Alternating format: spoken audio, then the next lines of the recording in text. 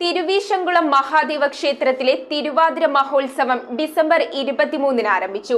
ക്ഷേത്രം തന്ത്രി മണിയത്താറ്റ് ദിനേശൻ നമ്പൂതിരിയാണ് കൊടിയേറ്റ് കർമ്മം നിർവഹിച്ചത്. 6 ദിവസത്തെ ഉത്സവം ഡിസംബർ 27-ന് ആറാട്ടോടെ സമാപിക്കും.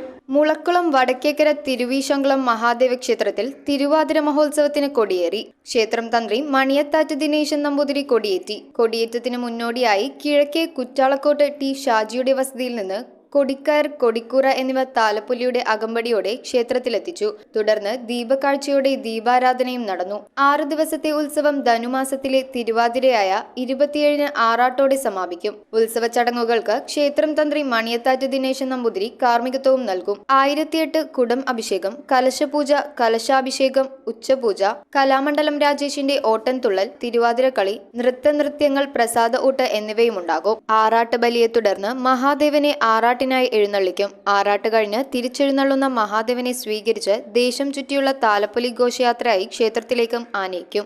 നവീകരണ കലശത്തിനു ശേഷം ആദ്യമായി നടത്തുന്ന ഈ ഉത്സവം സമീപ പ്രദേശങ്ങളിലെ ക്ഷേത്രങ്ങളെക്കാൾ വളരെ പ്രാധാന്യമർഹിക്കുന്ന ഉത്സവമായി മാറിയിരിക്കുകയാണ്. ക്ഷേത്രത്തിൽ ആദ്യമായി കൊടിയേറ്റി ഉത്സവം നടത്തുന്നത് ഈ വർഷമാണ്. കൂടാതെ ഭഗവാനെ ആദ്യമായി ആറാട്ടിന് കൊണ്ടുപോകുന്നതും ഈ വർഷമാണ്. നവീകരണ കലശത്തിനു ശേഷം ഭഗവാൻ അതിൻ്റെ ചൈതന്യം ഉന്നതിയിൽ നിൽക്കുന്ന ഈ സമയത്ത് എല്ലാ ഭക്തജനങ്ങളുടെയും സാമീപ്യവും സഹകരണവും ഈ ഉത്സവത്തിന്റെ വിജയത്തിന് ആവശ്യമാണ്.